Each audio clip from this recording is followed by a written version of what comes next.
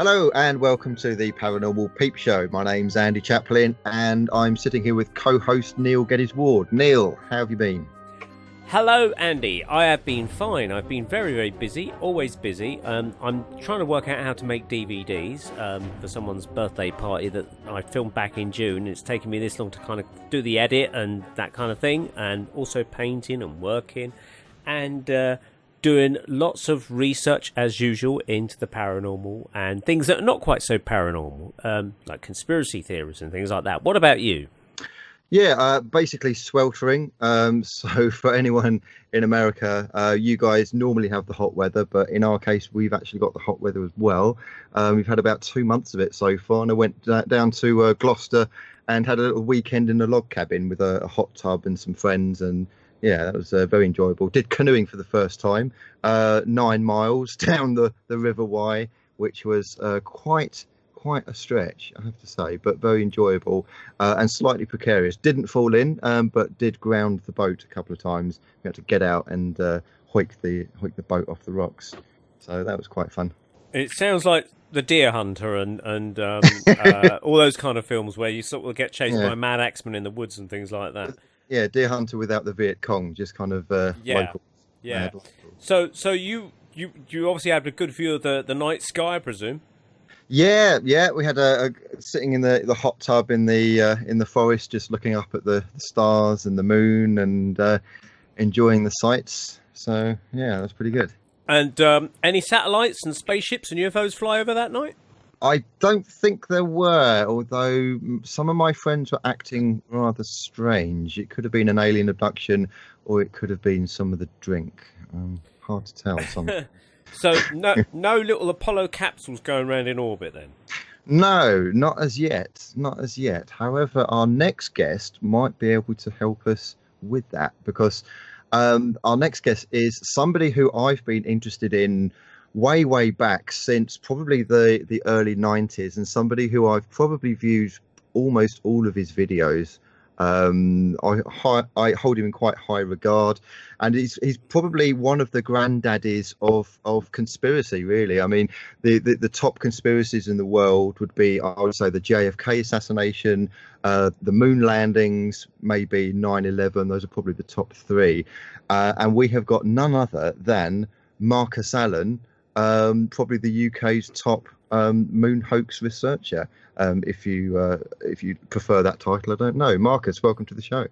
Thank you very much indeed. I really appreciate the invitation to appear on your show, because it is a credible examination of, as you said, one of the top three alleged conspiracy theories of the 20th century, 21st century. Yeah, and it's probably one of the most kind of like talked about conspiracies. Whenever I get into a debate, Marcus, where something could be a little bit woo-woo, a little bit kind of strange, people talk about grab your tinfoil hat. Well, I suppose you don't even, believe that we landed on the moon type of thing. So this kind of like moon landings hoax or conspiracy is pretty much up there. It is the one to talk about, really, isn't it?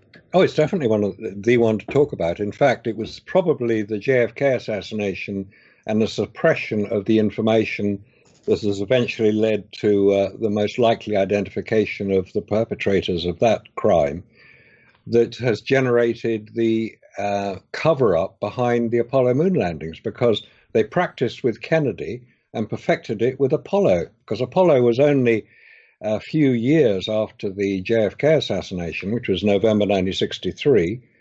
Anybody under the age of about 50 will think this is all very history and something which maybe doesn't apply to them. But listen up, guys, it applies to you, because the same techniques are being used in the 21st century as were proven so successfully to have worked in the 20th century. So it may be history in the events, but what is not history are the techniques used to perpetrate it. So essentially, I mean, if they did hoax it, then it's an ongoing lie. It's an ongoing hoax, because you can't sort of go, oh, well, actually, yeah, that was a hoax, but now we're telling you the truth. It's got to be an ongoing lie, if indeed that is the case. It is, and there are many people who will look rather askance at yourself. You know, if you said you mentioned it, and people look a bit askance at you. How can you believe something? We all saw it on television. This is, how can you not believe something you've seen on television? Well, come on, you know, I've seen 80-foot gorillas climb the Empire State Building. Was that real? Yeah, I believe that. Marcus, I remember seeing you. I think first of all, way back in the probably the mid-90s on a show called For the Love of with I think it was John Ronson, and I think actually Philip Kinsella might have been on that as well. Neil, do you remember the He show? was on a Channel 4 show, and I think it was John Ronson. Whether that was the title of it, I don't know. But Whether it was the moon landings, I'm not sure. But I think Philip was certainly on a show. I think he was talking about UFOs on that particular. Oh, was he? Yeah, I Oh. saw a clip of it somewhere on YouTube. Wasn't Kinsella on the show I was on? In fact, I congratulate you on having seen that. That was actually the first time I ever appeared on television. That was back in 1997. 97, that's it. That really piqued my interest because at the time, I mean, I don't think anybody really, certainly not in the mainstream, really questioned the moon landings. I mean, maybe they might have. I certainly know that there were some magazines, and I know, Marcus, that you're is it the editor of Nexus in the UK or the distributor of Nexus magazine in the UK? I'm the publisher and distributor of Nexus Magazine UK, which is the UK edition of Nexus Magazine, which is actually comes from Australia. The editor is Duncan Rhodes. He lives and works in Australia. I just sell and distribute the magazine throughout the UK and Europe. I see. Marcus, just quickly, tell us what Nexus Magazine is and where people can get it. Nexus Magazine is the world's top-selling alternative news magazine, i.e. not fake news. It covers hidden history, alternative health, where you get treatments that may well be successful. It's probably best known for its alternative health articles. It also covers politics, it covers conspiracies, it covers the unexplained, it covers UFOs, and everything associated with them, because all those subjects, hidden history, alternative health, future science, politics, conspiracies, they're all tied together. If you understand how they interlink with each other. David Icke calls them joining the dots, doesn't he? It's basically joining the dots. Nexus Magazine's been published since 1987. Wow, yeah. I've been involved with it and distributing it in the UK since the mid-1990s. 1994, in fact, was when we first started. So approaching 25 years. People often ask, well, how do we know what in Nexus is true? I say you don't. You have to find out. We're pretty sure that 95% of it is true. The trouble is we don't know which 95%. So read it, determine for yourself whether what we publish, and there are articles. You can always contact the authors of the articles. They're people from around the world. We publish articles from the UK, from America, from Canada, from Brazil, from China, from Russia, from Romania, from Bosnia. We've published articles from people all over the world covering different subjects, and they're subjects which are of great interest to people. Now, the main advantage of Nexus Magazine, if I can just continue this commercial break we're having here on Nexus Magazine, is that, yes, you can find all this information somewhere on the internet. How long will it take you to find the good information, the information which is relevant to what you're trying to find? If you start with Nexus Magazine, you read the articles and you say, hey, that's interesting, I'd like to follow that one up. At least you've got a point of start. And if people wanted Nexus Magazine, is there a website that you could recommend? If you want to buy the hard copy of Nexus Magazine, which is always the best thing to read in the bath, computers don't like getting wet, you can go to W.H. Smith, major branches of W.H. Smith. There are specialist bookshops throughout the UK that sell it as well. Watkins Books, Mysteries Bookshop in London, Atlantis Bookshop in London. In Glastonbury we sell it, Bath it's sold around the country. If you go into any major newsagent, say you want to get Nexus Magazine, they will get it in for you if they don't already stock it. If you go to nexusmagazine.com, That is the website, which is actually run from Australia, but it will give you all the information you need about subscribing, which is your best way of obtaining Nexus, because you'll then get it sent through in the post to you every 2 months. We publish 6 issues per year. We far too much like hard work to publish every month, though we have enough information to publish every week. So it's a matter of selection of the information. Excellent. So if, as I say, there are 2 types of people in the world: those who read Nexus and those who are about to. So go out and buy it. You won't regret it. So Marcus, let's rewind back to the late 60s and the early 70s, and you're sitting there at home, you're watching Isn't It Fantastic? The man has finally flown and landed on the moon. We've got the videos, we've got the transmissions, we've got the live news broadcasts. At what point, roughly what year, did you begin to think something was awry? It was actually a talk given in Glastonbury, which just happened to be the centre of the universe at the time. This was the early 1990s. Right. No, it was a talk about something completely different. It wasn't anything to do with the moon landings. There were no people really out there in the early 1990s saying, oh, these moon landings, I don't think they happened.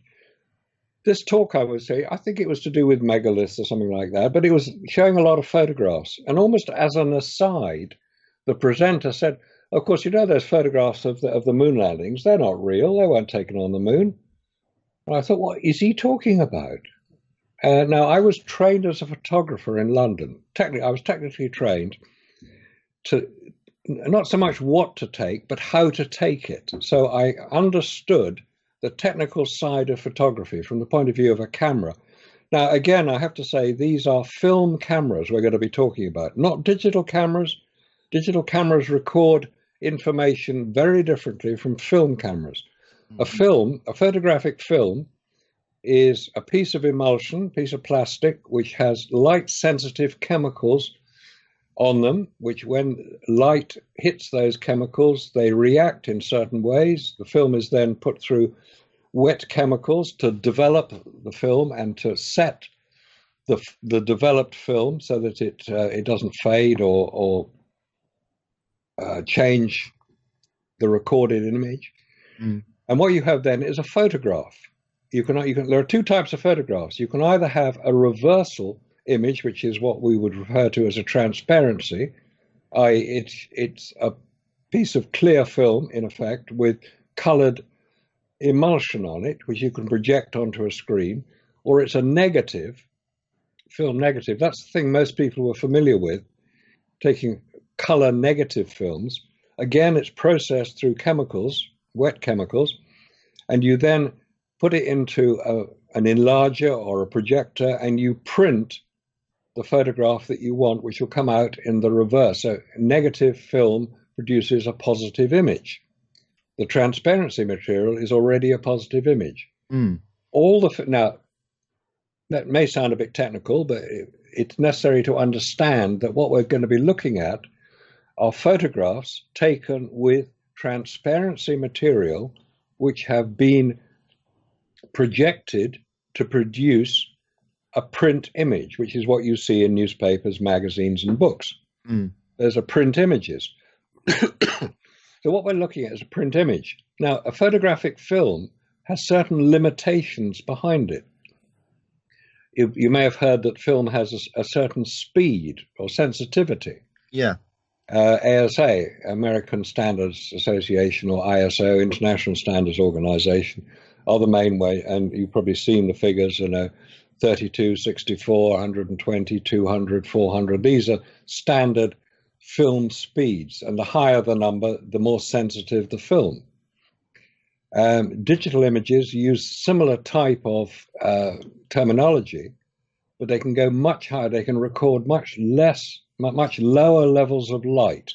So you can see in a digital image something that you wouldn't necessarily be able to see at all on a film image.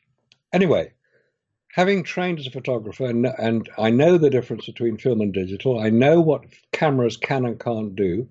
I know whether the type of lens that a camera has will determine the quality of the image it finally produces, because it can resolve much more detail projecting onto a film. Obviously, the better the lens, the more expensive it is. Now, the cameras that we used on Apollo, I discovered, were Hasselblad. Now, Hasselblad seemed a very strange choice of camera. Hasselblad is a very good camera. There's no dispute about that at all, but it is what's called medium format. 70mm film is used. 70mm, 2¼ inch square is the other way of determining it. The cameras that most people would be familiar with will be referred to as 35mm cameras, because the film width is 35mm. And so you've got a much smaller area of film to record the detail. So the medium format camera, you can get large format cameras up to 10 by 8 inches, which I've used in studio situations. A Hasselblad camera is normally used in a photographic studio. It is not the sort of camera you would carry around to photograph, should we say, wartime. You would use a 35mm camera because they're much more portable, easy to use, easy to carry. They're much less weight. They can be stored more easily. So on Apollo, they used the Hasselblad camera. And the Hasselblad camera is a very, very good camera. There's no dispute about that. The lenses are very good indeed. Ironically, the lenses for the Hasselblad camera, which was supplied by Victor Hasselblad, which is a company in Sweden, based in Stockholm, where they still make cameras today. They're very, very good, very good and very expensive cameras. They're still made today. More or less, they look the same now as they did 50 years ago. It's extraordinary. They got the design right first time out. So Marcus, so you're essentially saying that they're odd cameras to use. Is it the weight, or is there more to it than that? Why would they be more suitable to a studio as opposed to, as you say, like war photography or something like that? Right. If you're going to be prancing around on the lunar surface, as we're told these guys were, they would need to, because they had very severe limitations of use, they had to attach the cameras to their spacesuits so they could keep their arms free to salute the flag and talk to the president and pick up the rocks, which is logical. But it would be more sensible to have, because weight, don't forget that all the stories we heard about the weight of everything on Apollo was very important, and they had to be as light as possible. They're carrying heavy cameras with heavy lenses, where they could have carried much lighter cameras with much lighter lenses to produce the same result if they'd carried Nikon 35 or Canon 35mm cameras. However, they used Hasselblad, and they used large magazines which carried films which could be exposed to over 200 images per roll of magazine. They were using lenses which had polarizing filters attached to them. What? A polarizing filter on the moon?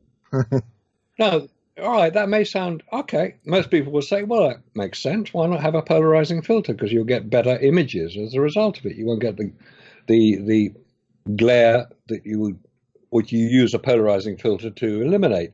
But you have to use a viewfinder to use a polarizing filter.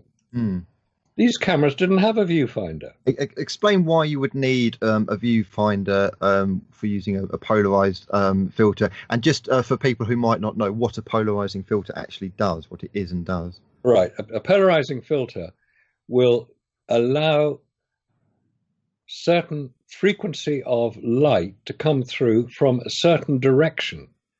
When you look at, say, a road surface with the sun straight ahead of you, you'll get reflections off that road surface. Ah, yes, yeah. If you want to eliminate those reflections, because those reflections are reflected off it in certain angles, you use a polarizing filter to eliminate them, because a polarizing filter will eliminate certain frequencies of light in certain directions. Okay. Now, that does produce what's called saturated images. You use it to enhance the blue of the sky if you're using it here on Earth.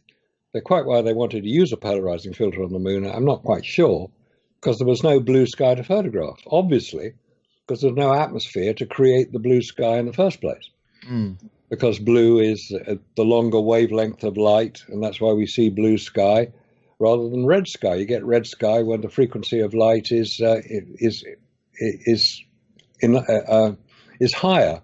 Anyway, let's not get into the detail of that. But in order to operate a polarizing filter, it twists, it is a circular lens and it moves in a circular direction. Yeah. And normally you would look through the viewfinder while you were operating the polarizing filter to ensure that you got the angles right. You can't see them with the naked eye. You use the polarizing filter for it. That's why I use polarized sunglasses to eliminate the glare, certain glare. Anyway, they took the viewfinder away. So basically they're guessing and hoping for the best. They're hoping for the best. In fact, there is no film I've ever found and no reference to it that I've ever found that anybody on the alleged lunar surface ever used a polarizing filter. Because it'd be quite obvious if they were using it, because they'd be talking about it, and you could see the hand moving the lens on the front of the camera, which is not shown on the front of any camera that is taken on any of the astronauts that were on the moon. But the key point is there was no viewfinder in these cameras, none of them. And the reason for that was very simple. The viewfinder on a Hasselblad camera is on the top of the camera. You look down into it. It's a single lens reflex, so you're looking through the lens on the camera, whatever lens you happen to use. There are various lenses you can use on a Hasselblad camera. You look through the lens. Most people are familiar with a single lens reflex camera. You look through the lens at what the picture is you want to take. If you use the Leica is the other camera, which has a rangefinder viewfinder. You're not looking through the lens. You're looking through a separate image, a separate smaller lens to the side of the lens through which the image will be taken. Anyway, on the Hasselblad cameras, they were looking through the lens, but because they couldn't get their head down in their spacesuits to look through the lens, NASA, in their wisdom, said, well, let's take the lens away. Now, they take the viewfinder away. The viewfinder, in effect, is a mirror which the light coming through the lens is reflected up into the eyepiece, which is what you look at when you're looking through a viewfinder. So they took the mirror away, because when you take a photograph and you hear a click, and that's normally the mirror going up out of the way, so that the light, instead of going onto the mirror, goes onto the film, which is directly behind the mirror and is recorded on the film. But if you didn't have a viewfinder, you wouldn't have a click. So there's no means of knowing if you had actually taken a photograph. Oh, you say, well, there'd be a counter on the camera. Yes, there is. They're very, very small. It's about 1/2 inch in diameter, if that, on the side of the camera, which can't be seen from inside of a spacesuit either. Well, obviously, you just press the shutter button. Well, you can't see the shutter button from inside the spacesuit either.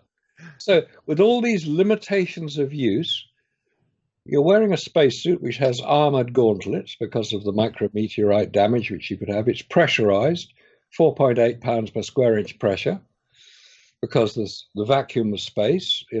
Humans have to take their own pressure, otherwise we'll get the bends. And I also would have thought, Marcus, if a spacesuit was pressurized, wouldn't it become too rigid to actually move in? Of course it would. Of course it would. Because if it's pressurized to kind of like deal with something like the moon surface, you wouldn't even be able to bend your arms, surely. I mean, of course not. Of course you can't. I mean, these are the questions which start getting asked. I mean, that's a perfectly valid question, which has never ever been answered. How hot is the surface of the moon with sunlight hitting it? If you're in sunlight, 250 degrees Fahrenheit, 120 degrees centigrade. And it takes 100 degrees to boil a kettle, doesn't it? 100 degrees to boil a kettle. So they're going way over boiling temperature. Yes. Now, there's one point which I think we need to clarify right now, because certain supporters of the NASA fantasy will say, oh, they landed early in the lunar morning so that it wasn't very hot. Get a life, guys. Do your science. All right. What they're saying is that in the same way on Earth, at dawn, it is much cooler than it would be at, say, lunchtime. Recent weather in the UK and probably all over the world, most people will be familiar with the fact that it's cooler in the morning than it is at lunchtime. And that is because the sun rising, shining through the Earth's atmosphere, the power of the sun is reduced compared to the equivalent sun overhead on Earth. Yeah. On the moon, there's no atmosphere. Yeah. So as the sun rises above the horizon of the moon, wherever it happens to be, sunlight hitting any object will heat that object immediately. So it's more of a binary thing, isn't it? Whereas we've got kind of like, I suppose you could call it analog sunlight. The moon has got binary. It's either on or it's off. It's like it's hot or it's cold. On or it's off. Now, there's some very interesting proof of that. This idea that as the spacecraft allegedly sat on the lunar surface early in the lunar morning, which was correct, and the reason for that was so that the sun would cast definitive shadows so that they would show up well in the photographs rather than having the sun overhead at midday on the moon, which is actually about 6 or 7 days after it, because the moon takes 13 days for 1 day of light on the moon. So what you've got is the sun coming over the surface immediately heats any object it hits to its full temperature.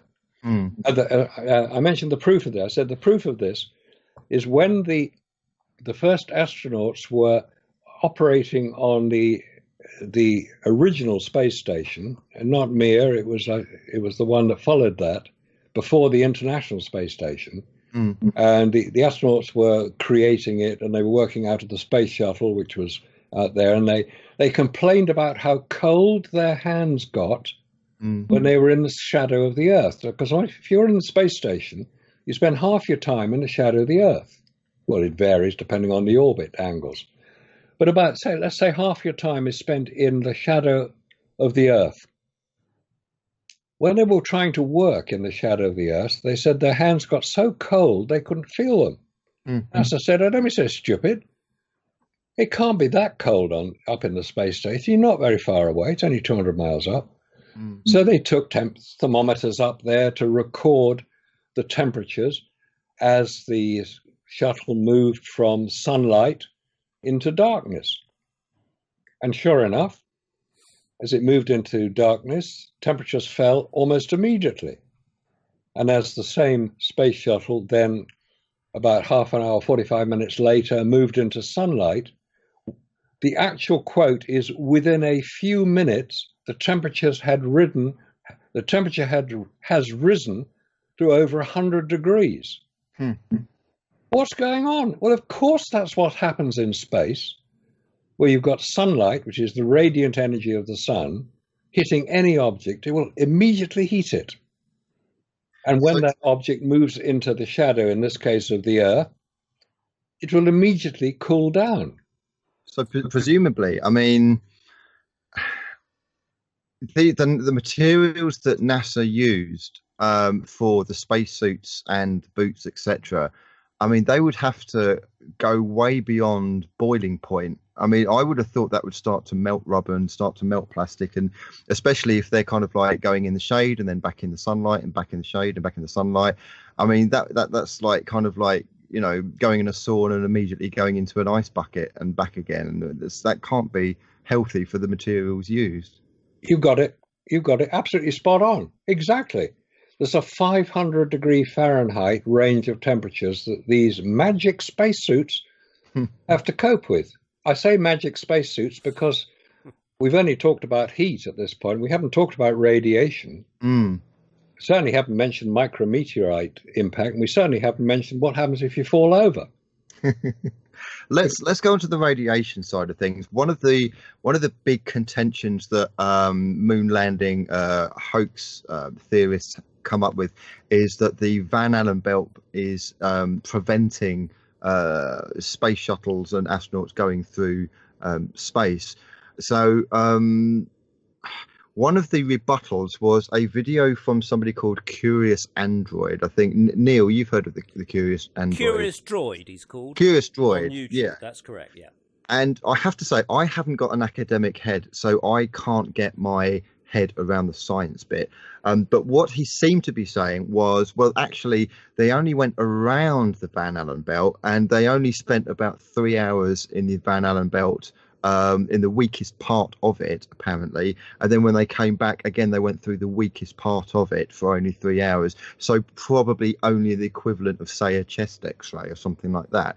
What would be your rebuttal on that claim?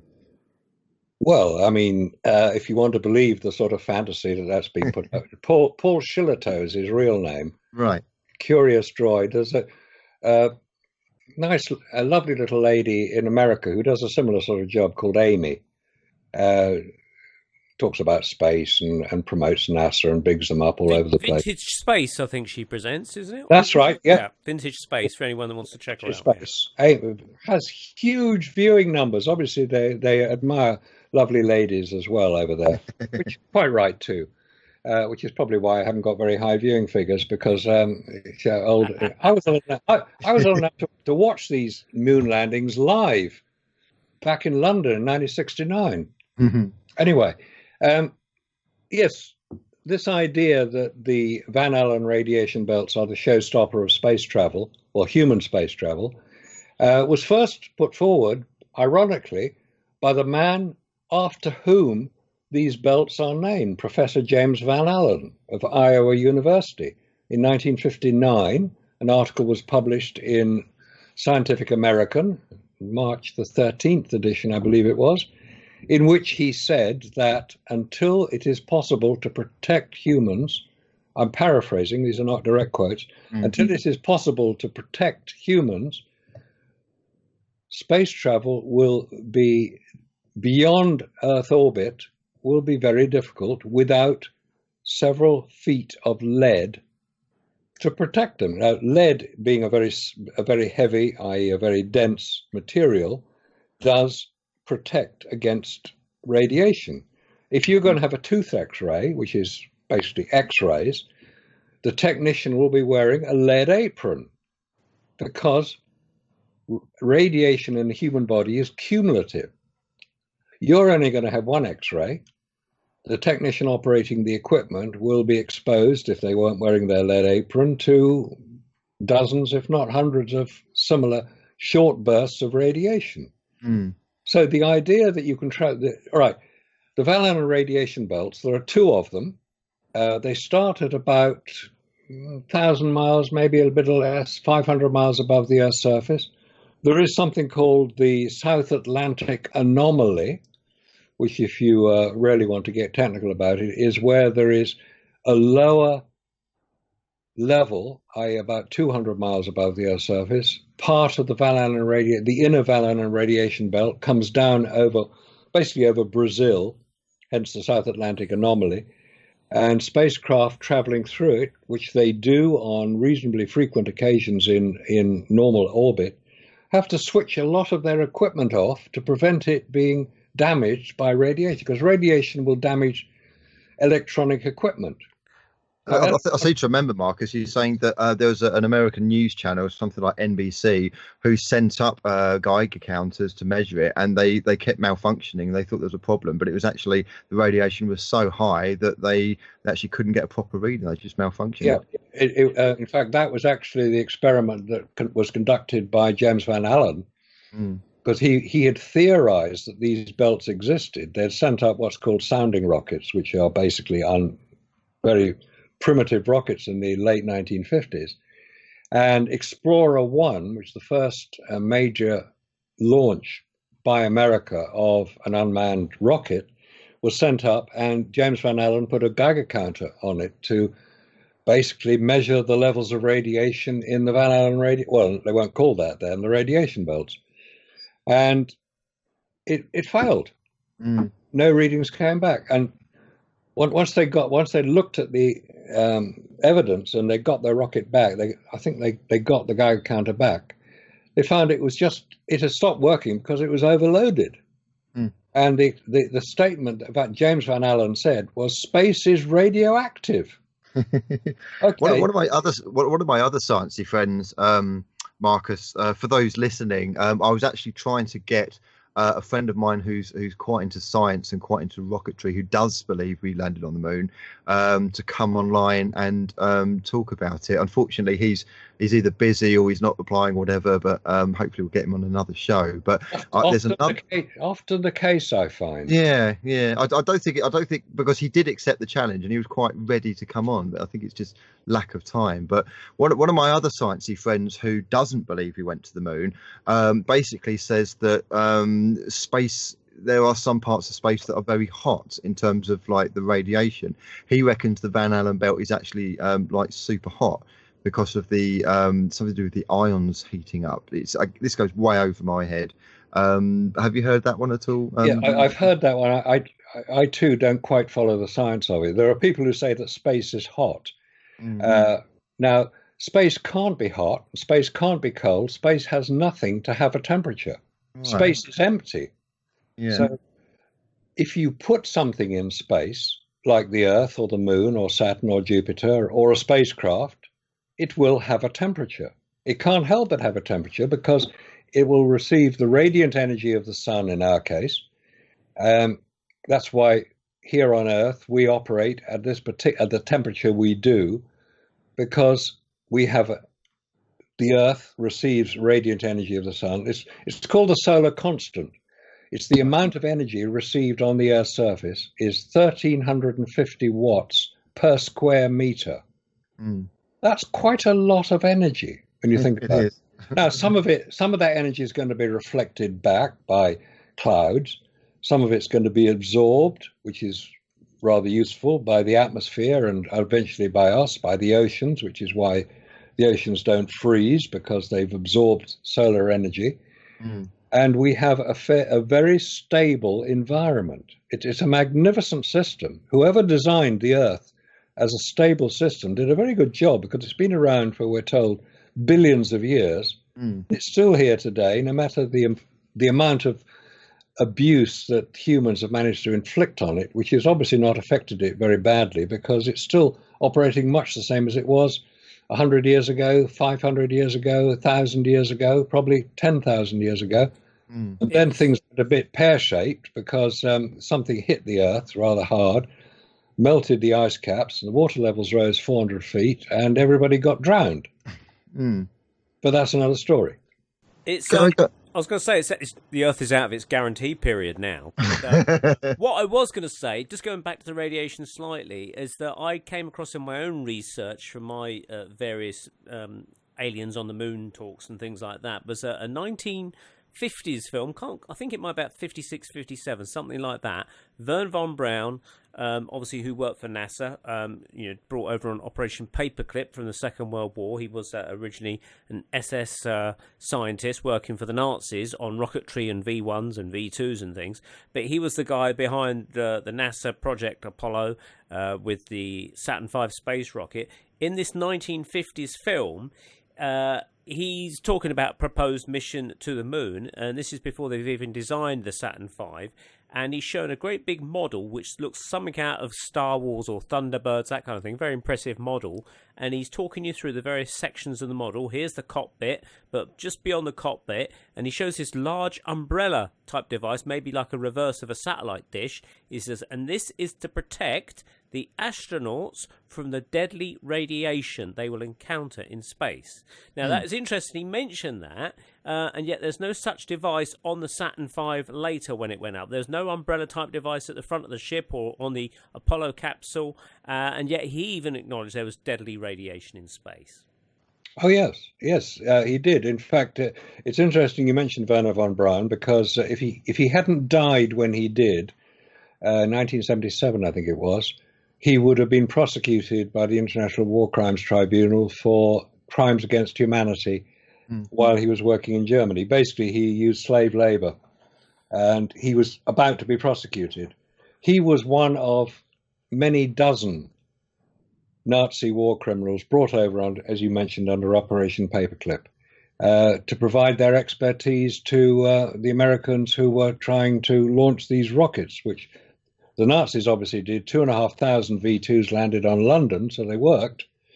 The V1s were basically cruise missiles, which were easier to get rid of, because if you flew alongside them, you could tip them over.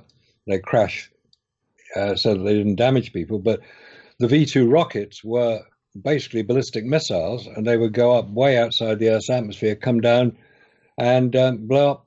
Thousands of people died in London as a result of it. Thanks, guys, you know. And then he goes over to America, and if you look at pictures of the Saturn V rocket, they have the same markings on them as the V2 rockets did. Yeah, they do. I mean, these guys weren't trying to hide what they were or what they did. They were just pleased to get the work. But Werner von Braun worked closely with Walt Disney. Now, Walt Disney and Werner von Braun were politically aligned. Mm. It's known now that Walt Disney was basically a fascist. He was a very good filmmaker, and he employed a lot of very talented people, and he created some fantastic films, basically fantasies. They were children's fairy stories brought to life. Cinderella, Fantasia, all the famous ones, and then Mickey Mouse as probably his greatest creation. All these were fantasies.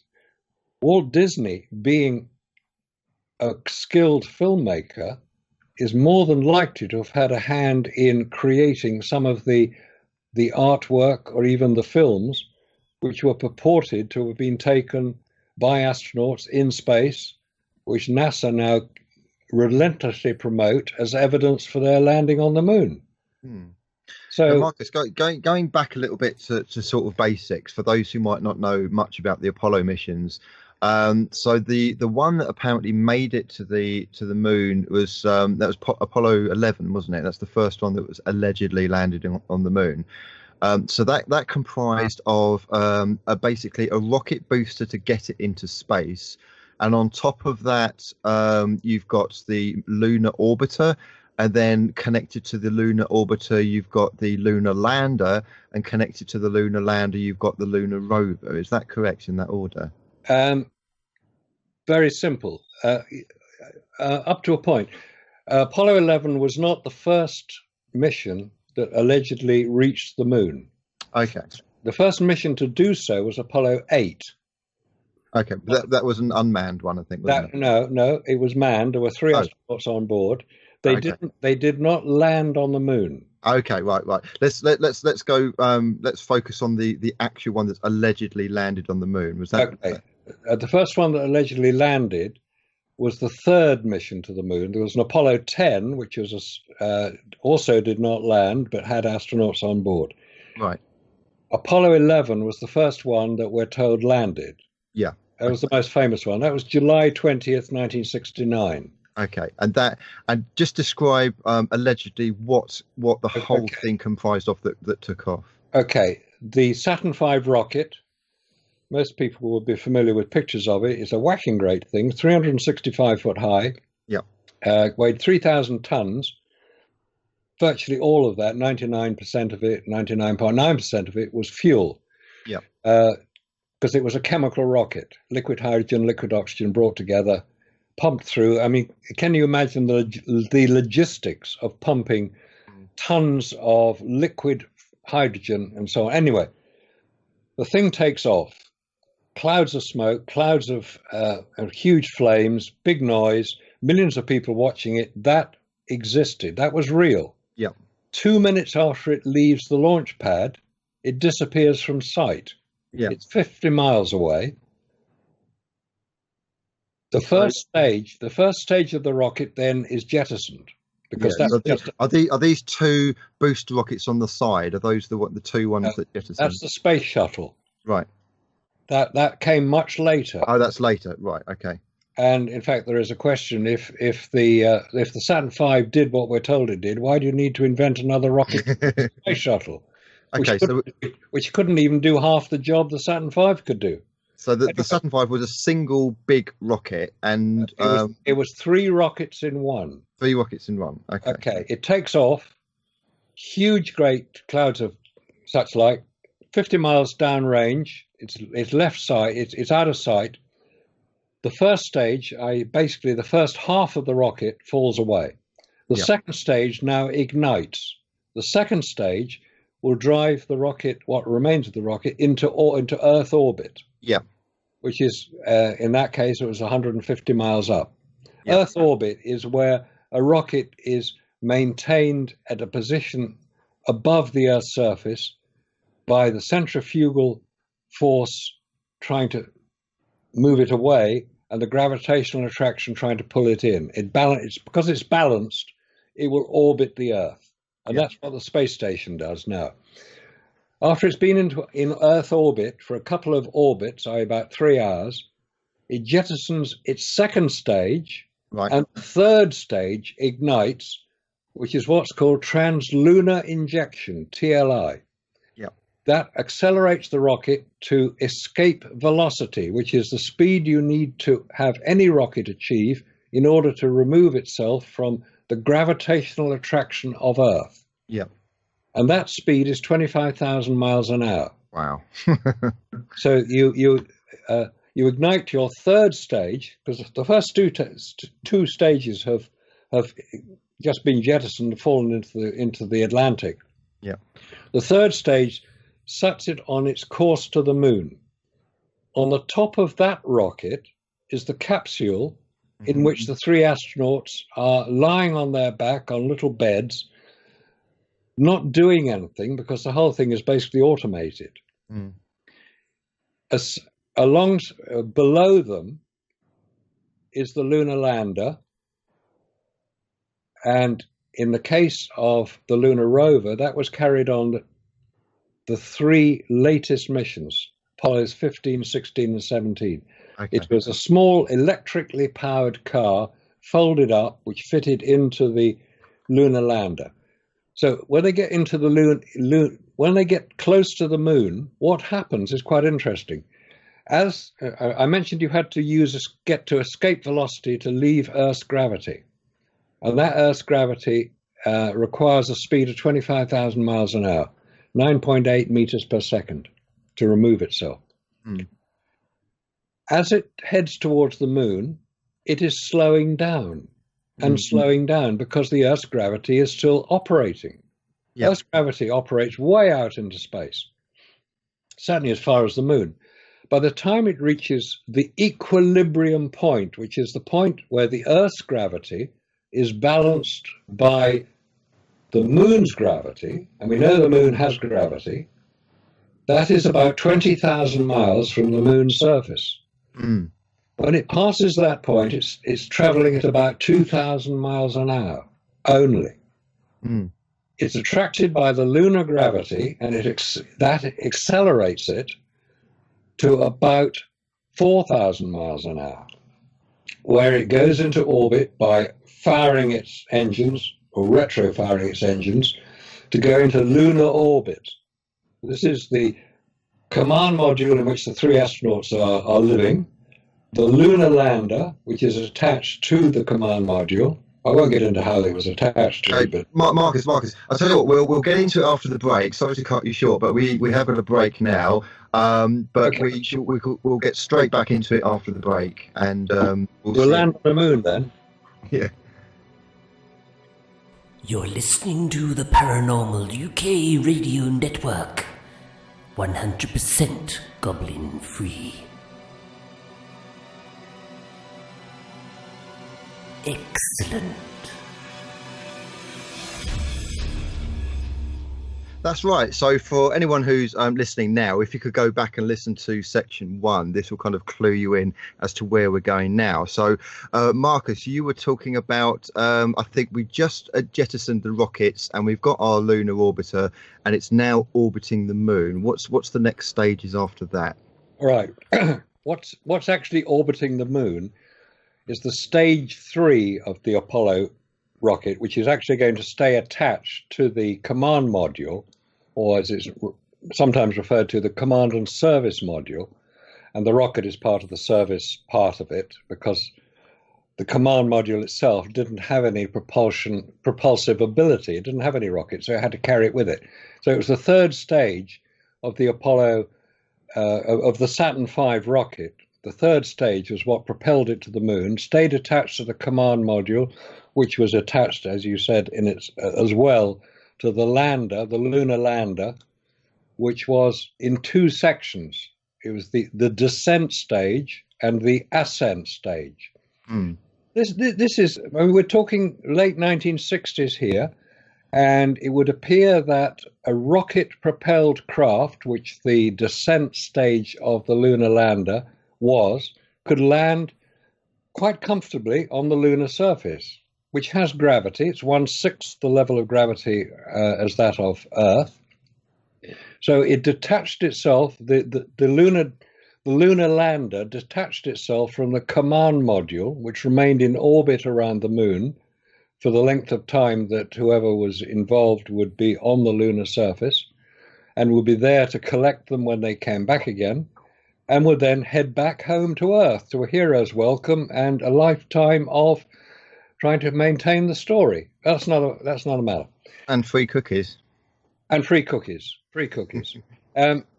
So the lunar lander, as I said, is in two sections, both of which are attached together as they land on the lunar surface. The astronauts there are two astronauts who will land in the top section. It's in two sections. The bottom half is what lands, and the top section is what the astronauts live in, and will then subsequently take off using the landed section as the launch pad to return to the command module. That's basically what happened. And the idea in how it returns to the command module, presumably it's kind of trying to sync the orbit. Is that correct?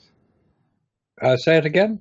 So in terms of how the ascending module returns to the already orbiting module, how does that connect together? How does it link together? Oh, right. Okay.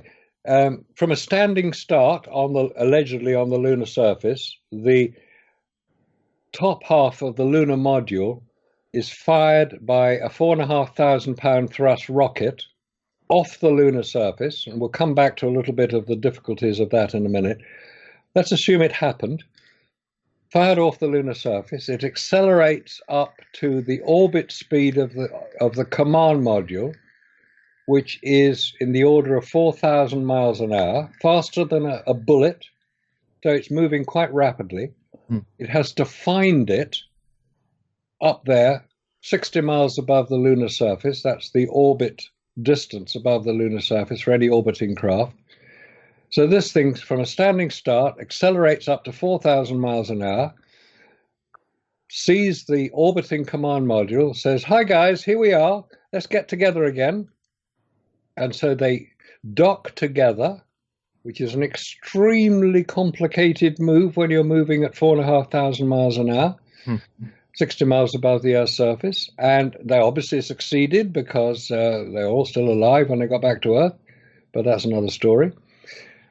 They then jettison the now finished with lunar lander, which they had traveled in from the lunar surface up to the command module. They jettison it back into the moon, where its impact is, we're told, recorded by the seismometers which had been laid out by the astronauts on Apollo 11, 12, and 15. And the moon rang like a bell, we're told. Because if you fire something into the Earth, it won't ring like anything because it's a solid lump of rock. Because solid lumps of rock don't ring like bells.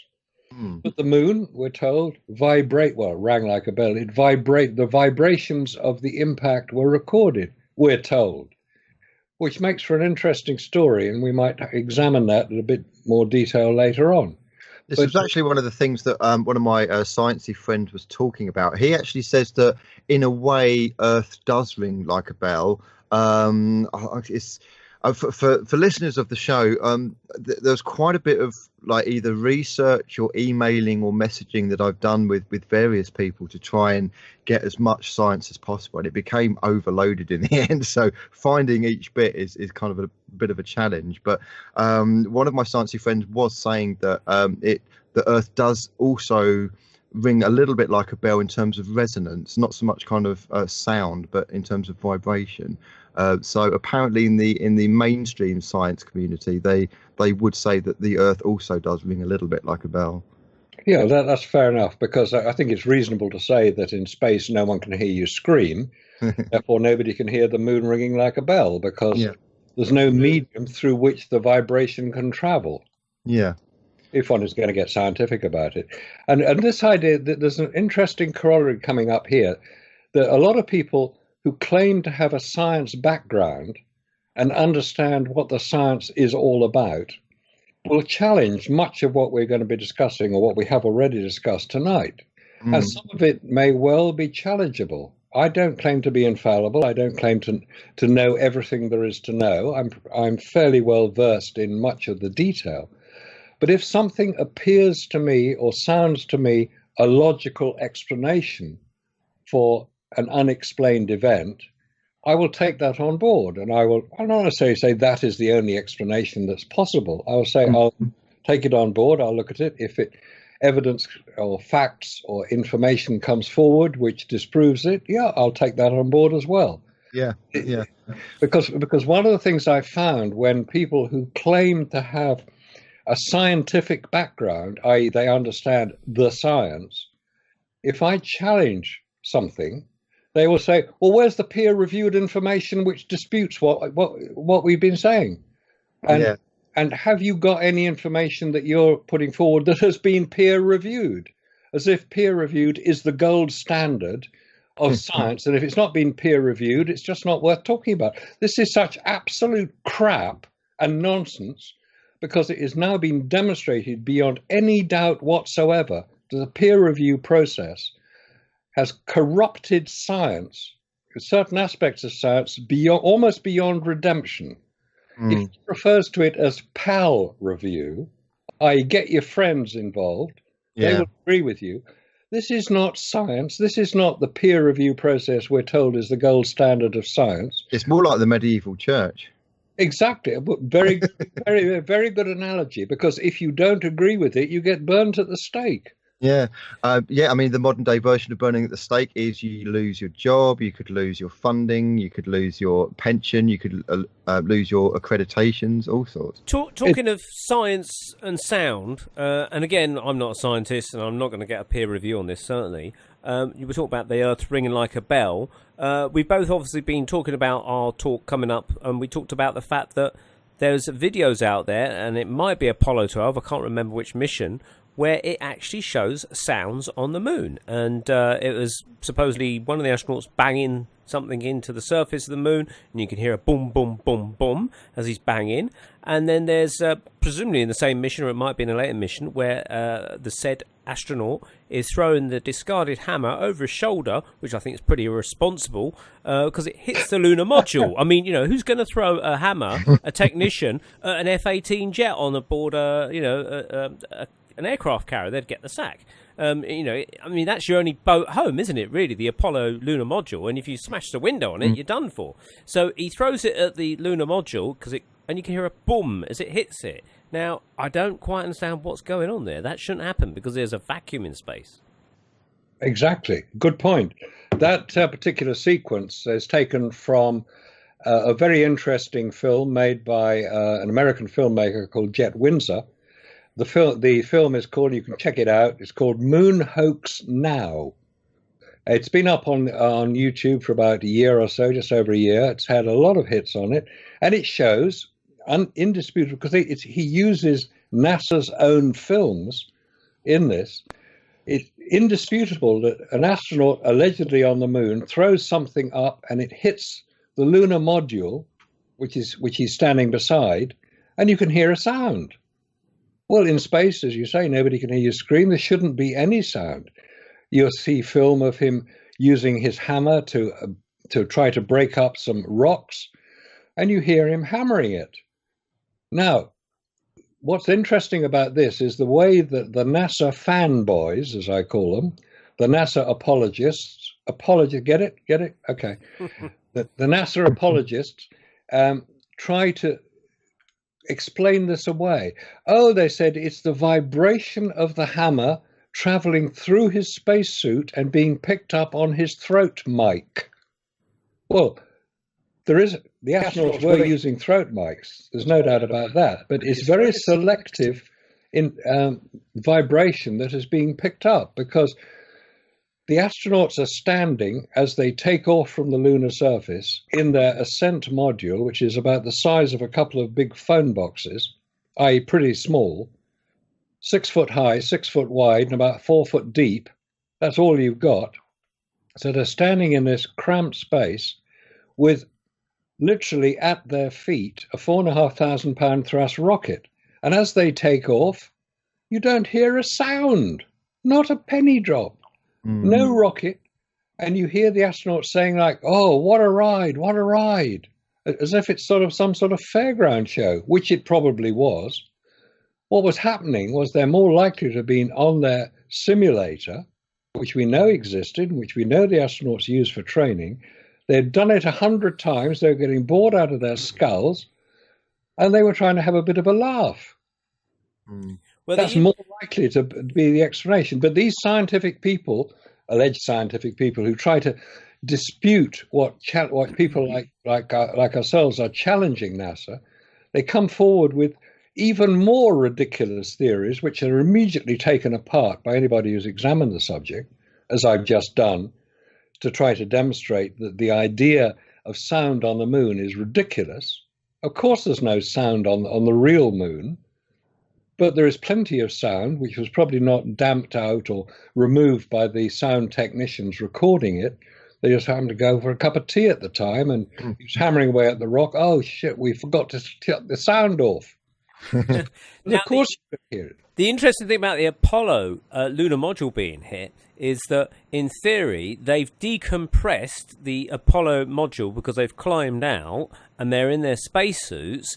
And you've then got to argue, why would they leave a microphone switched on in the Apollo cabin of the craft that they're not using at that moment? And even so, even if the microphone was left on and they left the hatch open or something because they don't want to shut it because they've got to get back inside it, they left the hatch open, there's no air in there because it's a decompressed chamber. And it's only when they climb back inside their spacesuits and reconnect their systems up to the tanks or whatever they have to do to repressurize the craft once they've shut the door, does air once return again to the inside of the capsule. So, you've got to think, where is that microphone that's recording that bang? And then obviously, if they're going to fake it, they shouldn't really be having microphones on the stage anyway, really. So it's a bit of an oddity, isn't it? That's a very good point you make. Very good point, because it is quite evident that whatever is being thrown onto the lunar lander, which the astronaut has thrown something, whether it's a hammer, I don't know what, it doesn't matter what it is he's thrown, but you can hear it. There's no doubt whatsoever that you can hear it hitting the lunar lander, which, as you say, had been decompressed. It contained no air, which is another story in itself. So you shouldn't be able to hear it. But if it's on a film set, or if it's on a simulation studio setup, yes, you would probably have microphones around so that you could direct the people involved in the set, say, oh, stand there, or don't stand there, or do this, do that. And they just got it wrong.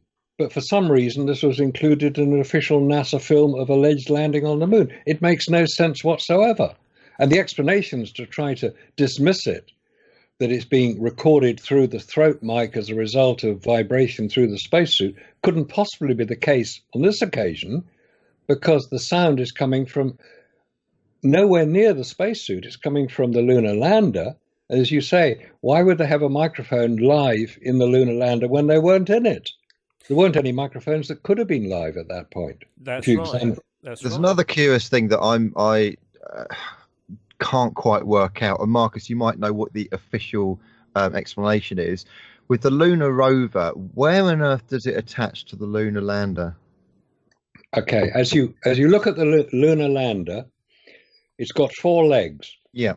One of those legs contains a ladder down which the astronauts will walk to get themselves from the top part of it, which is the ascent stage. Yeah.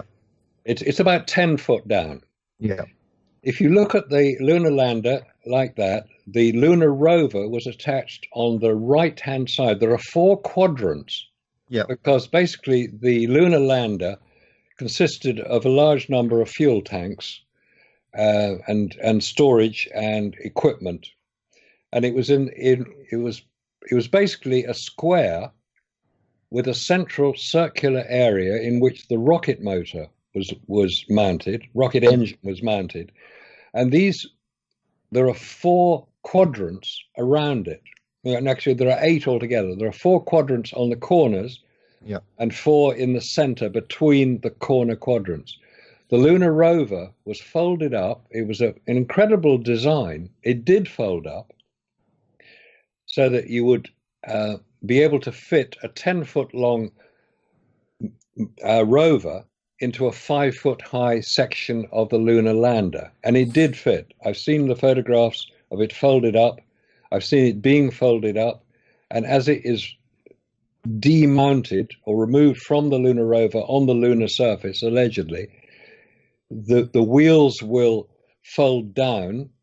The chassis of the lander will fold out, so instead of being 5 foot high, it's 10 foot long, with the wheels at each end of it. It's a remarkable piece of construction. But my question is, how and why would it not put the whole thing off balance when landing? Well, that is a very interesting point, because on Earth that thing weighed 460 pounds. On the moon it would weigh about 70 pounds. So you would need a counterbalance on the other side, because otherwise the rocket, which is centrally mounted, and the descent engine rocket is gimbaled, i.e. it can be moved about 6 degrees out of the vertical, unless there is a completely balanced craft, it will start to cartwheel. So what have you posed this to NASA, and what have they said?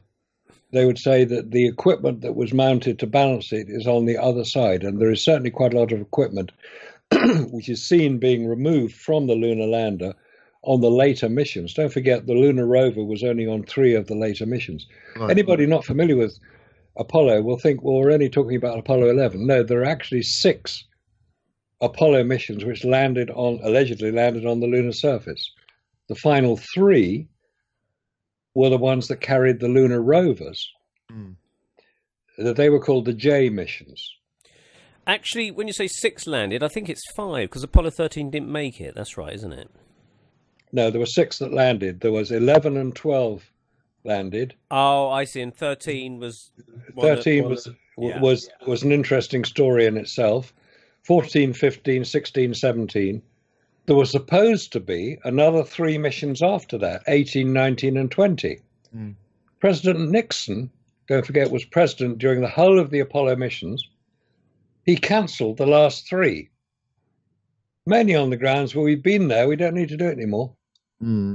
But because the whole Apollo program was initiated and generated and enthused over by President Kennedy, who had defeated Richard Nixon in the 1960 American elections, Kennedy being a Democrat, Nixon being a Republican, they didn't really hold a great deal of affection for each other. So Nixon wasn't about to promote something which he hadn't originated. Mark you, what Nixon originated was lying and deceit in the White House, and he paid a reasonable price for it, got sacked. So one of the photos from the lunar rover, just focusing on that for a moment, shows a close-up of a wheel, and there's no tracks either side. Have NASA come up with an explanation as to what that's all about? No, NASA have not addressed that. Was a question that was asked of them. There were hundreds of other questions which have been asked of NASA. NASA stands officially for National Aeronautics and Space Administration. But according to the New York Times, who were also trying to get answers to some of these questions, NASA stands for never a straight answer. Or no astronauts sent anywhere, or numerous anomalies and scams abound, or National Academy of Space Actors. Take your pick. NASA will not another space accident. Yes, or never a single apology, etc. So, I mean, when I saw that photo, I mean, it's a bit of a clanger. It's a bit of a clanger. How can a rover not make any imprint? Well, exactly. It's a reasonable question to ask, and it's been asked of NASA several times actually, because there is a very clear photograph showing. I think it's from Apollo 17, because a lot of photographs on Apollo 17, where you see the lunar rover on the lunar surface. You see a lot of footprints made by the astronauts, and we know that astronauts leave footprints to show where they've been. And the lunar rover, which has obviously been driven because there is actually somebody sitting in the lunar rover when the photograph was taken, there are no wheel tracks either in front or behind the wheel. And you're almost looking at a close-up of the wheel. Now, the NASA apologists will say, oh, that's easy to explain. You can see all the footprints of the of the astronauts who are obviously getting equipment on and putting equipment off and doing a lot of work around the lunar rover. Oh, they've kicked a lot of the lunar surface material and it's just covered the tracks. Absolute rubbish. Yeah, I'm looking at it now, and I can see the boot prints, but there's nothing that's been kicked that I can see. I mean, there would at least be some kind of groove that would have been covered over, but there's no groove at all. Also, the operating temperature, as according to the NASA manual for the lunar rover of the battery, was the specifications of the battery operating temperatures was outside the specs for the actual moon temperatures. In other words, the battery, according to the specifications of the manual, couldn't possibly have worked, the battery, because it wouldn't operate in that environment, basically. Right. Exactly. So, again, another anomaly to do with this whole Apollo fantasy, where you've got batteries that won't operate, but we're told that they were able to drive a car on the lunar surface for a distance of up to 20 kilometers, which is about as far as an electric car will go today without additional assistance. Tesla has managed to get cars to go further than that now, but that's in the 21st century, not in the 1960s. It was designed and made by a cooperation between the Boeing Aircraft Corporation and General Motors. And they were very proud of it because it folded up rather neatly, as we've described, and it was able to drive considerable distances. Because don't forget, when it landed on the moon, attached to the lunar lander, the astronauts then had to assemble the car with the seats and the steering mechanism, and not the steering mechanism, the seats and all the equipment that they were going to carry around with them on the lunar surface. But you don't see any film or photograph of that occurring.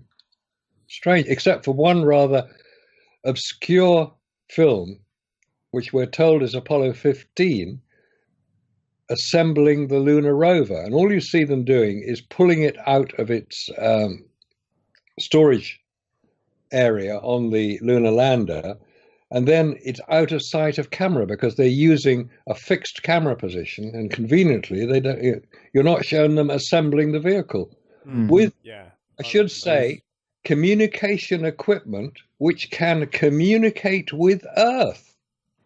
Hang on a minute. What are we getting to here? These are now communicate to Earth. Yes, this is what happened, because if you've seen the film of the lunar lander top section taking off to return the astronauts to the command module orbiting above the Earth, you see it being filmed from the lunar rover, which has been specifically positioned about 100 meters away, we're told, so that its camera could record the lunar lander takeoff, which it does.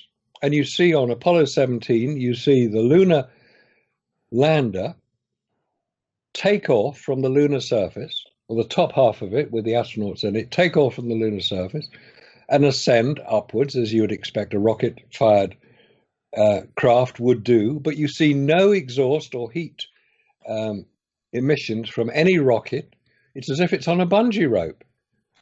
Now, the camera on the lunar lander was operated remotely from Houston by a guy called Ed Fendel, who had been practicing it because he tried to do it Apollo 15 and failed.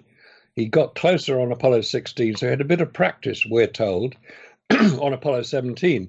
The point is, what energy, what transmitting power is required to transmit a live television signal from the moon, 240,000 miles, across to Earth, through 60 miles of Earth's atmosphere to be picked up on a receiver? What energy is required? A lot. More than those batteries had available at any time. And especially not after they'd been allegedly driving this lunar rover around the lunar surface for 3 days on Apollo 17. But they didn't recharge the batteries. There were no photoelectric cells to recharge them. So what energy was required? Now, any television or radio engineer who is familiar with what is required on Earth to transmit a television signal, and there are plenty of people who can do live transmissions on Earth, and you need a fairly large van in which to transmit your signal up to a satellite 220,000 miles up and then back down again. But what power is needed on that? Yeah. Well, And that's not very far. I've worked in telecommunications, broadcasting, things like that, and I've had to advise people on telephones who are in Africa and Norway and all sorts of places around the world about arranging their satellite dishes to try and pick up signals. And I've always sort of, these are soldiers out in the bush and they're trying to set up their satellite dish to try and pick up a satellite picture so they can watch TV. And I said, you really need to get a proper engineer in, to sort it out, because they've got all these special receivers and transcoders and God knows what else sort of equipment who will line it up with satellites, and they're trained in that specific field, and they adjust the modulation and all sorts of clever trickery to get the pictures. Now, these are astronauts on the moon. They're pilots, essentially. And, if you think of the lunar module, Apollo 11, landing on the moon, and as soon as Neil Armstrong's coming down the ladder, you're getting a picture back to Earth, grainy or whatever, of him coming back to America, or via Australia or whatever the link was. And you kind of makes you wonder, thinking, how on earth did they line up their little dish that was on top of their lunar module to, I don't know whether they beamed it to the command module, that's orbiting, or do they beam it straight back to Earth, on a tiny little dish? How do they line it up? Because they're still inside, technically, they're still inside their the lunar module. I don't know. I mean, maybe it was possible to do that. But in light of all the other discrepancies, I don't think they worried about that, because they didn't have to, because they were going to fake it anyway. Exactly, because it was all pre-filmed. It was done during the training and simulation exercises. There's no doubt that happened. There's no secret about it either. And forget Area 51. There's no way it would be automated. There's no way there'd be like a locking signal for it to automatically do it. Yeah, exactly. Any television engineer, and it's very interesting what you say about trying to pick up satellite signals. And the satellite signal isn't coming from that far away, relatively speaking, 20-odd thousand miles out. That's right. Yeah. Geostationary over Europe or wherever it may be. That's right. Yeah, and that's got quite a big footprint. The transmission from the satellite will cover quite a big area on Earth, which is why Sky television can be picked up all over the UK, because it's transmitted right across the UK. It's 20,000 miles out, quite a big footprint, but there's quite a lot of power needed to do it. Anyway, on the moon, they obviously did it, because we saw the pictures, didn't we? Marcus, rolling on to kind of like more modern times, some of the moon, let's say, what should we use the word, the opposite of hoaxes, believers, I suppose, the moon landings believers say, but the Chinese landed a rover, and I think they orbited the moon and took lots of photos, so obviously would be able to see all the equipment left behind from the moon landings. I can't remember if that was in the news or if that's even happened. What's the score there? The Chinese certainly do have the ability to launch a rocket powerful enough to land an unmanned craft on the lunar surface. I believe they have done so. Is that correct? Yes, they have done so. It's called Jade Rabbit. Was it anywhere near the Apollo landing sites? No, it didn't land anywhere near the Apollo landing sites. Did it take any photographs as it was orbiting the moon? Well, that's the story. And the same story applies to the Japanese, who've also launched an unmanned craft to orbit the moon. And then we can come on to the Lunar Reconnaissance Orbiter, which is an American craft operated by NASA, needless to say, which orbited the moon and photographed the Apollo landing sites, we're told, in 2009. Let's just examine what we're told to believe about this. We're told that the Chinese did it. I haven't, to be fair, seen any photograph issued by the Chinese Space Agency or the Japanese Space Agency purporting to show any of the Apollo landing site, any of the artifacts left on the Apollo landing site from the Chinese or the Japanese. I have seen the photographs issued by NASA in support of their contention that they show the 6 Apollo landing sites. Okay, anybody can go online and look at these photographs. Their Lunar Reconnaissance Orbiter website will show them in interminable detail. What you're going to be looking at is a photograph taken 20 miles or 25 kilometers above the lunar surface by this Lunar Reconnaissance Orbiter satellite using presumably 21st century technology, i.e. pretty good cameras. 20 miles is about 100,000 feet.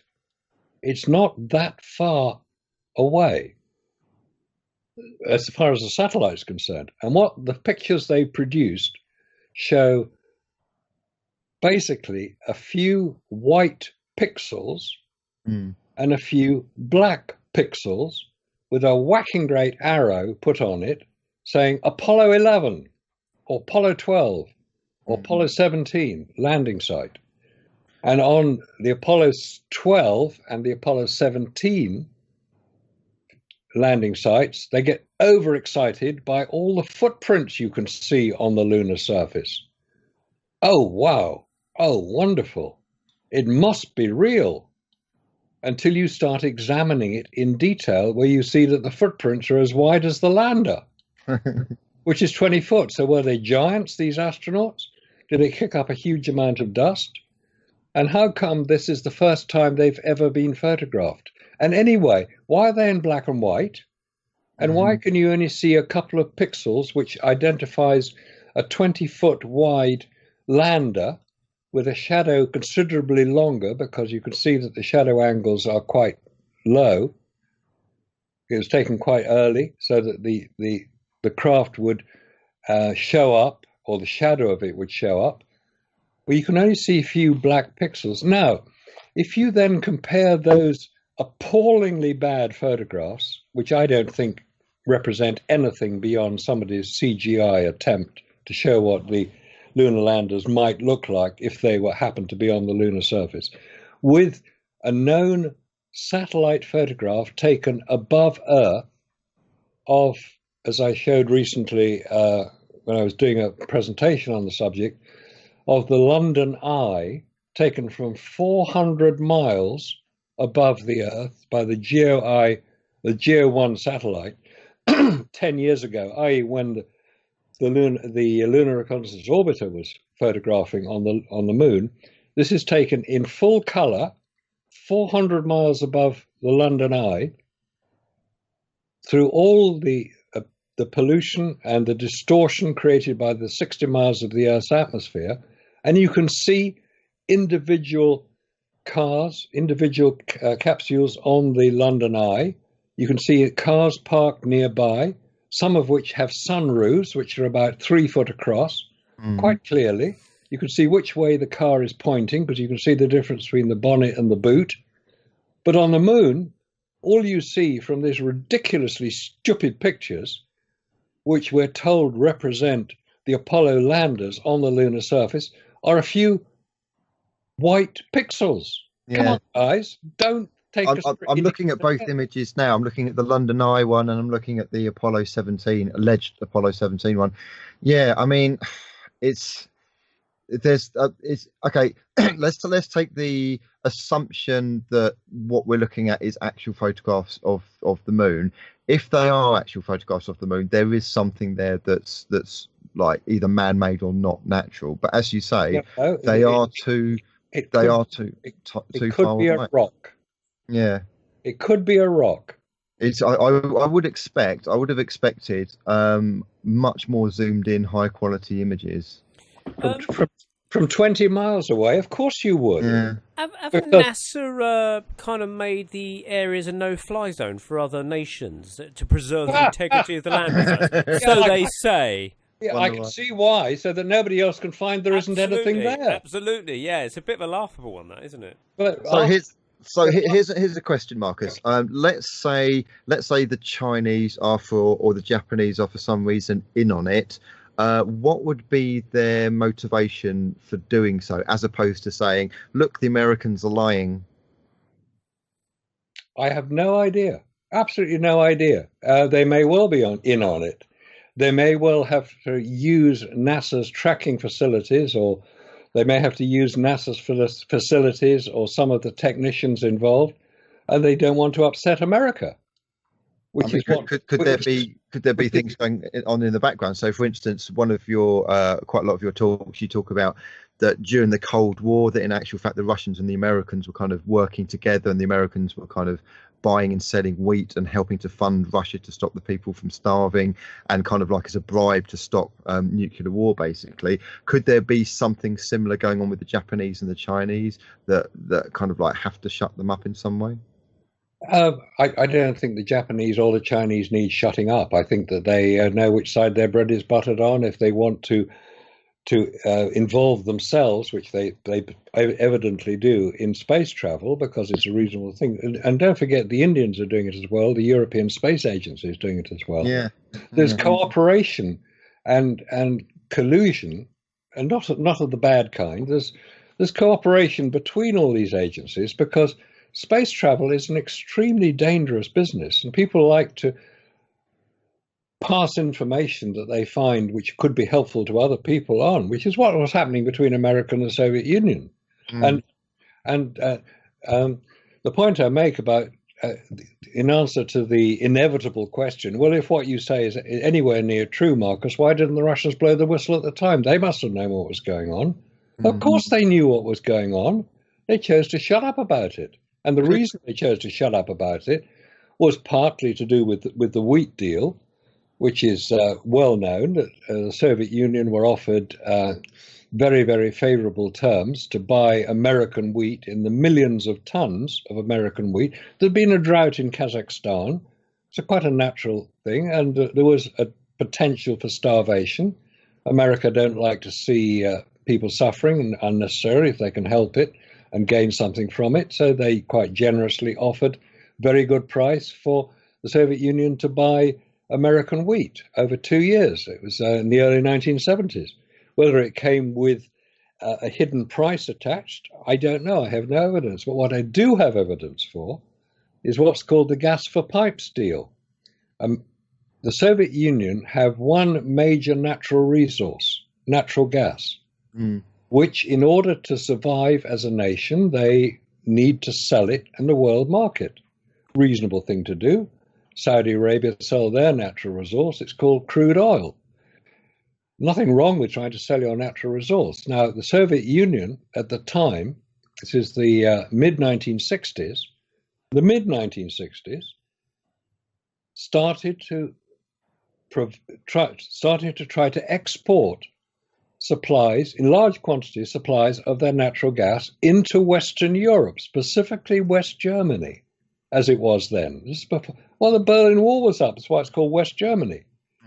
And it was called East Germany, which is the other half of Germany. It's now been reconciled in 1989 when the Berlin Wall fell, but that's another story.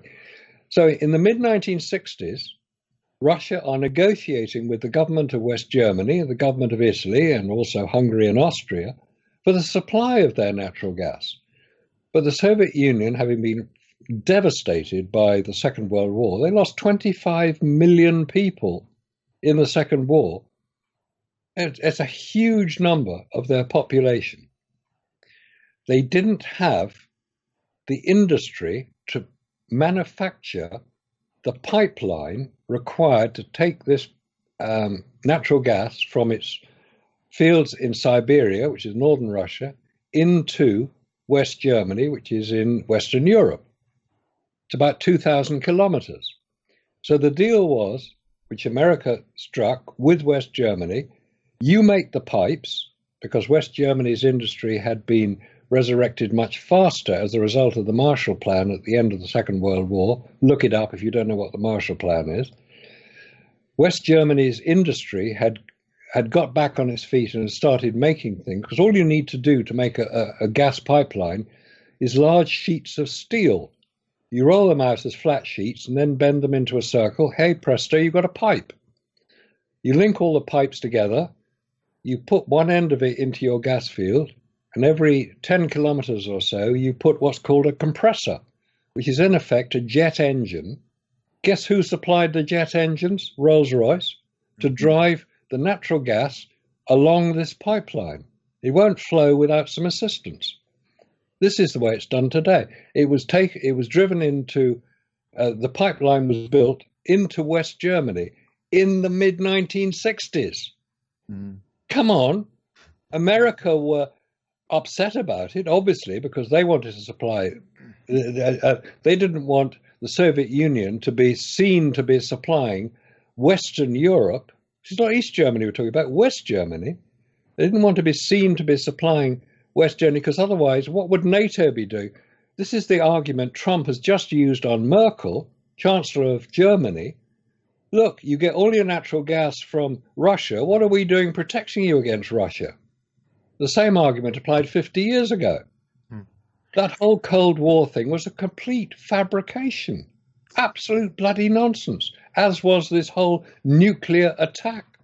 There was never going to be a nuclear war. Control, divide and rule, isn't it? It's also, after the Apollo was cancelled, they actually, well, I say cancelled, they didn't go to the moon. They kind of continued Apollo in a half-wit way, because they had the Apollo-Soyuz link-up, which I think was over Southampton, if I believe, in 1974 or 5, wasn't it? Yeah, 75. Apollo-Soyuz. Oh, look, America and Russia are cooperating just after, or just in the middle of the Cold War. What's going on? So, Of course Marcus, they were cooperating. going back to the kind of like the actual science of the whole mission itself, because I think we've gone off at a slight tangent, but going back to the science, one of my friends actually was asking, wasn't the lander supposed to have an airlock, and if so, where is it positioned? Was the craft depressurized? Did they all have to sit in their suits?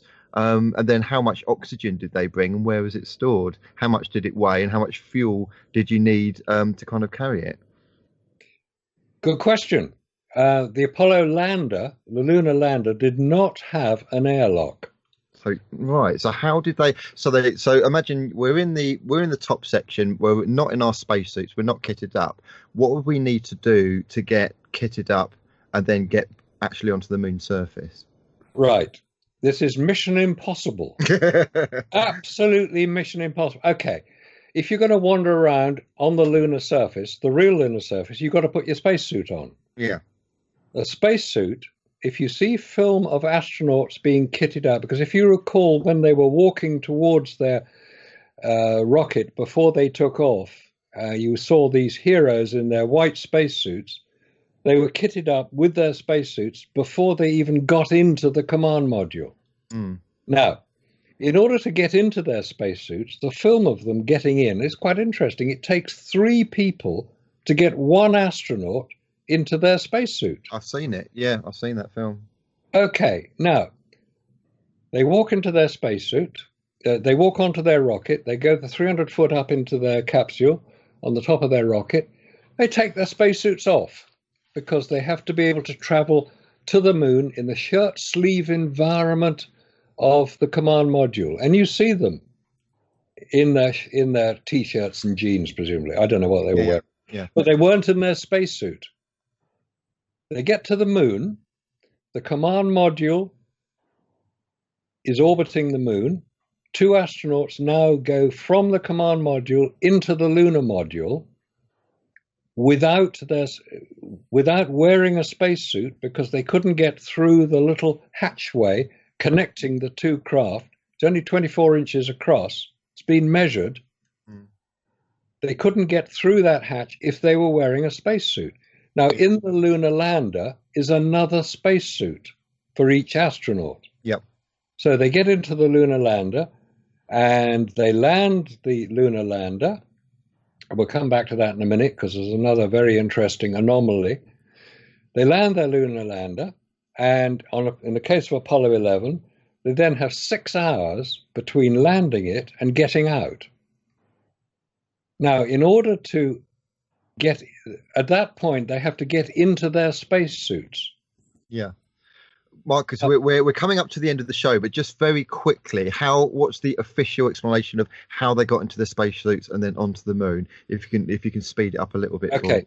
There's no explanation that is offered that makes any sense at all, that these two astronauts in something measuring 6 foot by 6 foot by 4 foot could get into these spacesuits, which are very cumbersome.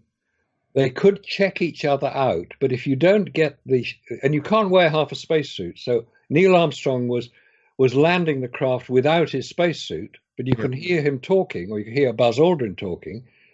Therefore, the craft was pressurized because they couldn't be in an unpressurized craft without a spacesuit. They'd be dead. Yeah. So they're landing it without a spacesuit. They then get into their spacesuit. Yeah. They then depressurize the lunar lander by letting all the air out. Yeah. So they can open the door, because at 5 pound per square inch pressure, there'd be 2 tons of air pressure on the door, which they have to open. Right. So they have to depressurize it. So they just open a little valve, and all the air goes out. Yeah. They then get out onto the lunar surface. One small step for man, one giant leap for mankind. All that crap. Mm. They prance around, talk to the president, plant the flag, collect the rocks, get back in again. Take their spacesuits off and put them outside, or take the backpacks off and put them outside the spacecraft. Get into the spacecraft and repressure. Hang on a minute, what is going on here? Take their backpacks off. Yes, they take their backpacks off and leave them outside. Now, you could say that they connect the air pipes into the craft, because there was a supply of oxygen in the craft. But where did all this oxygen come from? They just depressurized the thing, and on Apollo 11, they depressurize it 3 times over 3 days. It just does not add up. And anyway, all right, let's go quickly on to Apollo 17. They're on the lunar surface for 8 hours at a time. How many people have done scuba diving? Yeah, you'd run out of oxygen. And on that note, unfortunately, Marcus, they've run out of oxygen. We've run out of time. This has been absolutely fascinating. And we must get you back, Marcus. Next month or whenever. It feels like we've only touched the tip of the iceberg, or the surface of the moon. Surface of the moon. I was just about to say that. Yeah. I love it. Marcus, thanks ever so much for coming along. And for anyone who wants to get hold of Nexus magazine, Google it, find it on WH Smith or your local newsagents. Marcus, do you have quickly a website people can go to very quickly?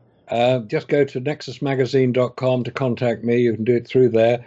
Or if anybody's interested in information about this particular subject, I'd recommend a website called Aulis. That's AULIS.com.